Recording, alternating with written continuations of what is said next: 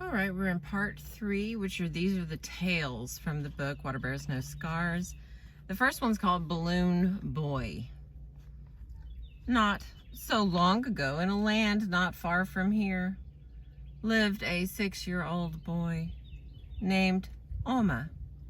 He was a normal lad in every way, except that when he held his breath, the air made him swell up like a balloon. In a few seconds, he became as big and as strong as the strongest man, just by holding his breath. Of course, after a few minutes, he would have to exhale.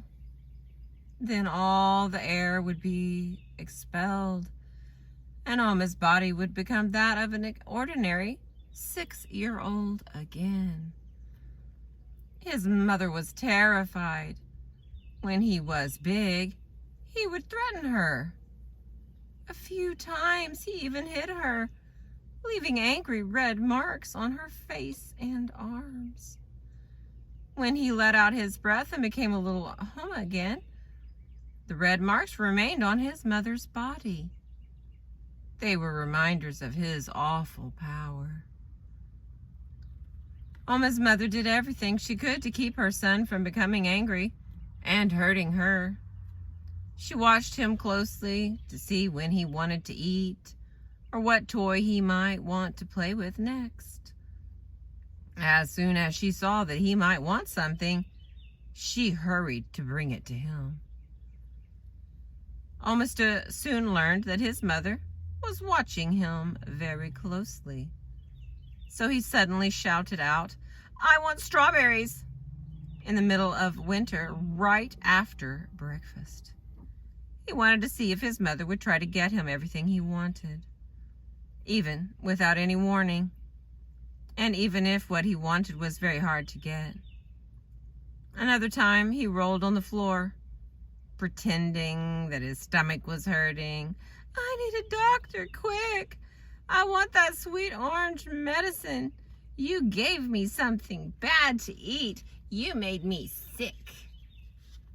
Oh, his mother rushed out feeling afraid and guilty, trying to find a doctor and medicine on a Sunday afternoon. Oma's demands were hard to fulfill, but his mother could usually manage something. Sometimes, however, Oma gave his mother impossible tasks. "I want an ice cream cone, but don't leave my room. Stop being afraid of me. Make the water run back into the tub from the drain. Fix this dead spider so it lives again." When Oma asked his mother for something impossible, she sat down and cried, trembling with fear. Usually he would hit her anyway. Remember that Oma was only a boy of 6.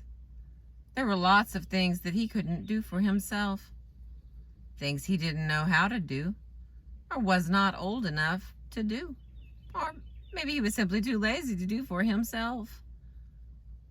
So he depended on his mother for many, many things. Strangely, he especially wanted precisely those things his mother could not provide. He wanted so very much just what his mother couldn't give him. So, Oma hated his mother. She couldn't give him what he wanted most. She couldn't grant him the impossible. Oma forgot about all the nice things she worked so hard to produce for him. He remembered only what she failed to produce, and so he hated her. Oma was filled not only with anger and hate, but also with sadness and disappointment. All the things he wanted most, he couldn't have. How sad. When he realized the extent of his dilemma, he refused to leave his room for weeks. When grown-ups came to ask him to go to school or to clean up the trash, that he made a big mess in his room, He simply swelled up and threatened them until they went away. Oh, he cried a lot. Although Oma's mother still feared her son, she also worried about his health, his terrible sadness. She wanted to see him happy again. Oh, she tried everything she could think of to cheer him up. But nothing seemed to work. Even when he struck her, he didn't seem to find any relief. He never seemed to feel better. Oma's dilemma finally reached the newspapers. Reporters came to interview the family. Little Oma stayed in his room and he refused to even talk to them. A few days later, a neatly dressed old man came to the door of Oma's house. When asked his business there, the gentleman said, "I can make your son happy again." "How?" Oma's mother asked. He told her. At first, she didn't understand how the old man's plan could help her son. She had tried so many complicated ways that might have worked, but didn't. Perhaps this strangely simple plan would be effective. They tied a belt around Oma's chest and buckled it in the back. He wore this belt every day for a year and became a very happy boy. You see, the belt stopped him from taking in a big breath. It stopped him from becoming a powerful man with a child's desires. He was just a little boy, Oma. Now his mother could tell him no, and he listened.